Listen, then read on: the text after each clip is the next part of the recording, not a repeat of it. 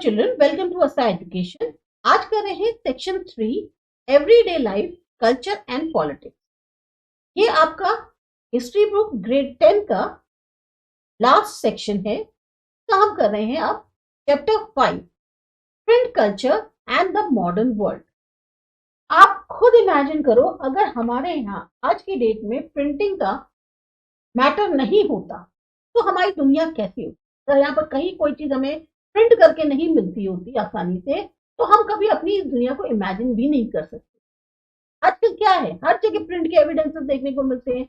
आप बुक उठा लो, जर्नल्स उठा लो, न्यूज़पेपर्स उठा लो, फेमस पेंटिंग्स देख लो, कोई भी आप रोजमर्रा की चीज देख लो, चाहे इवन थिएटर प्रोग्राम्स हैं, ऑफिस के सर्कुलर्स हैं, कैलेंडर्स हैं, डायरीज हैं, एडवर्टाइजमेंट हैं, सिनेमा का पोस्टर्स हैं, हर कोने में आपको कहीं ना कहीं एक प्रिंटेड मैटर देखने को मिलेगा।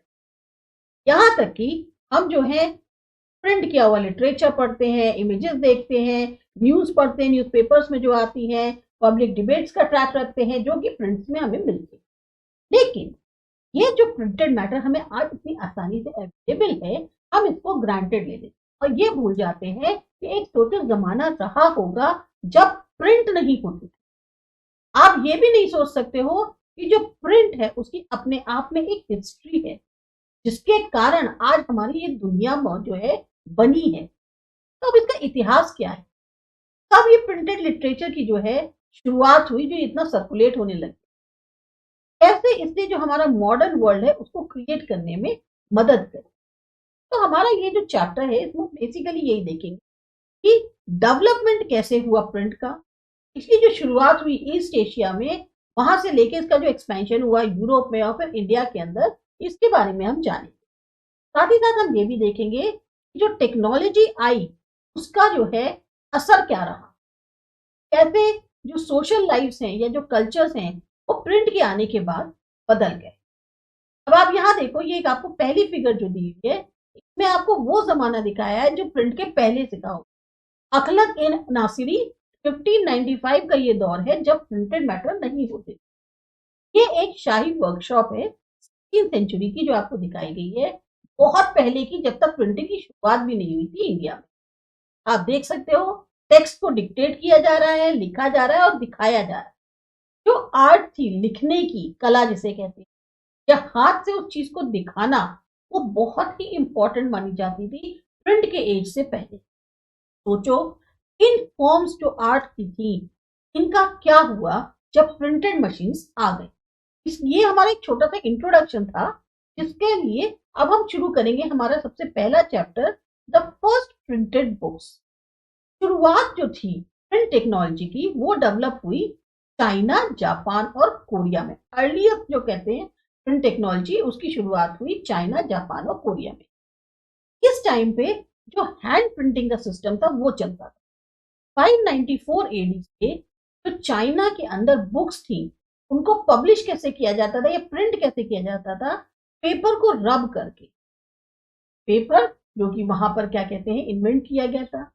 अब इस पेपर को रब कहाँ किया जाता था, एक वुडन ब्लॉक्स जिसके ऊपर इंक लगी हुई थी उसके ऊपर इसको रब किया जाता, क्योंकि दोनों साइड्स थिन थी पेपर की, पोरस शीट होती थी, तो उसको प्रिंट नहीं कर सकते थे। तो जो ट्रेडिशनल चाइनीज एक अकॉर्डियन बुक जो होती है, जो फोल्डेड होती है और साइड में स्टिच कर दिया जाता है, कुशल कारीगर जो होते थे वो इसकी डुप्लीकेट बना सकते थे बहुत ही एक्यूरेसी के साथ, और इस ब्यूटी को कहते हैं कैलीग्राफी। बहुत ही कलात्मक तरीके से जो लिखा जाता है उसको हम कहते हैं कैलीग्राफी। अब चाइना जो है में जो शाही स्टेट थी, बहुत लंबे समय तक मेजर प्रोड्यूसर माने गए प्रिंटेड मटेरियल के।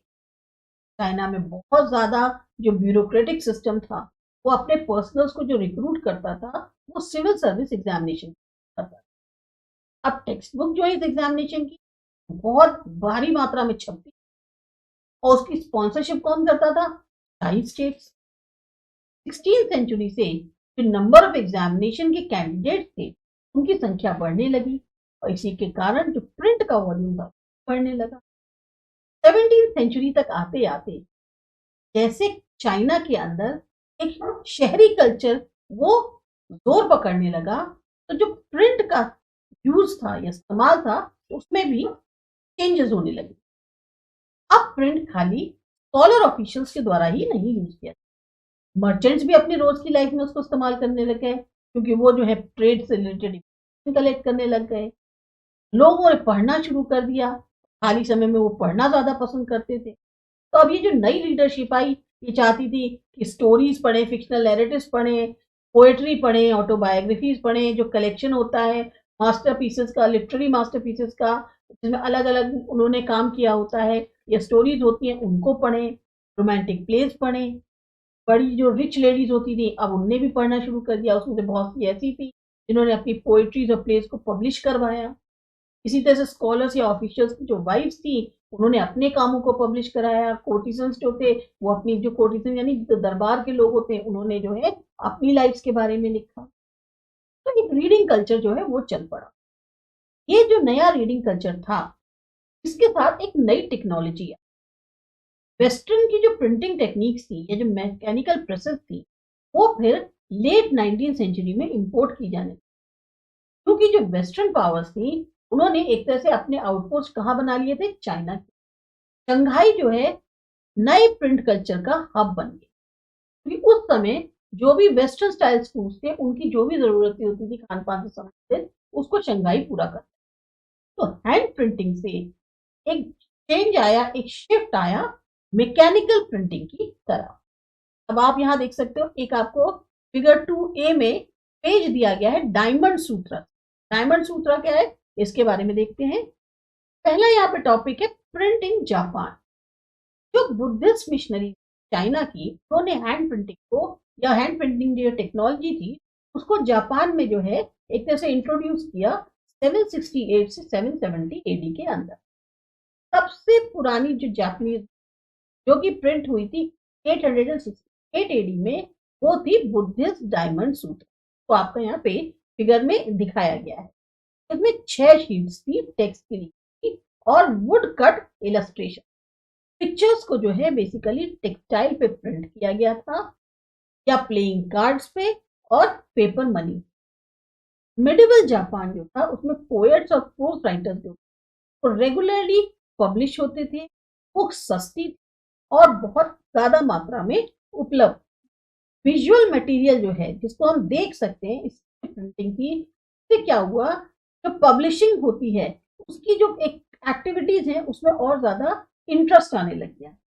लेट 18th सेंचुरी में जो एक फल फूल रहे थे अर्बन सर्कल्स एडो में, जो आप आज की डेट में टोक्यो बोला जाता है, वहां पर जो इलस्ट्रेटेड कलेक्शन था पेंटिंग्स का, जिसमें एक बहुत ही एलिगेंट शाही या एक बहुत ही जो रिच अर्बन कल्चर है वो दिखाया जा रहा है, जिसके अंदर आर्टिस्ट, कोर्टिसन या टी हाउस गैदरिंग्स को दिखाया जा रहा है, वो बहुत ज्यादा चलने लग गया था, चलन उसका आने लग गया। लाइब्रेरीज और जो बुक स्टोर्स थे वो भरे रहते थे हैंड प्रिंटेड मटेरियल से अलग अलग तरीके की, चाहे वो बुक्स वुमेन को लेकर हो, म्यूजिकल इंस्ट्रूमेंट्स को, कैलकुलेशंस को, टी सेरेमनी को, फ्लावर अरेंजमेंट्स को, एटिकेट्स आपके में कैसे हैं उसको लेकर हो, कुकिंग या फिर फेमस के बारे में। यहाँ पर जो फिगर 2B दी है वो त्रिपिताका कोरियाना की है। मिड 13th सेंचुरी को ये बिलोंग करती है, जिसमें जो प्रिंटिंग वुड ब्लॉक्स थे त्रिपिताका कोरियाना के, ये बेसिकली क्या है, कोरियन कलेक्शन है बुद्धिस्ट स्क्रिप्ट।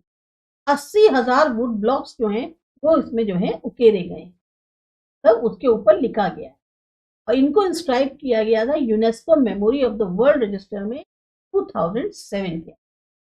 ये दिया है बॉक्स 1। बॉक्स 1 में क्या बता रहे हैं, कितागावा उटामारू, इनका जन्म हुआ था एडो यानी टोक्यो में 1753 और ये बहुत ज्यादा जाने जाती हैं अपने जो क्या कहते हैं, जाने जाते हैं कॉन्ट्रीब्यूशंस के लिए, योगदान के लिए, एक आर्ट फॉर्म जिसे कहते हैं उकियो, फ्लोटिंग वर्ल्ड की पिक्चर्स को बनाना या फिर उनकी जो ऑर्डिनरी ह्यूमन एक्सपीरियंसेस थे उनको दर्शाना, खास तौर से शहर के।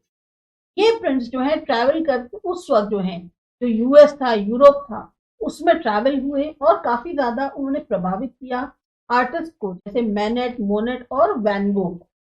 कुछ पब्लिशर्स थे जैसे कि सुताया जुजाबुरो, इन्होंने इन सब्जेक्ट्स को पहचाना और फिर इनसे जो है एक तरह से उनसे कहा कि आप जो है एक थीम को जो है आउटलाइन में जो है वो बनाइए। फिर एक स्किल्ड वुड ब्लॉक कार्वर जो होता है, जो बनाने वाला होता है कारीगर, उसने उस ड्राइंग को वुड ब्लॉक पर पेस्ट किया या ड्रॉ किया।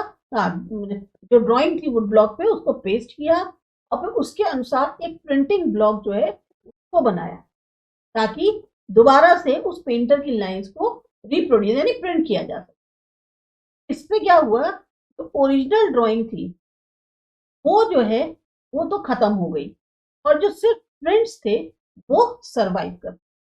ये देख सकते हैं आप, उकियो प्रिंट है कितागावा उतामारो का। इसी तरह से फिगर 4A दी है। ये एक मॉर्निंग सीन दिखाया है उकियो प्रिंट का, इसे बनाया था शुनमैन कुबो ने लेट 18th सेंचुरी में। यहाँ एक आदमी जो है विंडो के बाहर देख रहा है, जहां बाहर स्नोफॉल हो रहा है, जबकि जो विमेन है वो चाय बना रही हैं और बाकी जो और घर के काम होते हैं डोमेस्टिक वो कर रही है। इसके बाद आता है next chapter, print comes to Europe. ये करते हैं अगले वीडियो।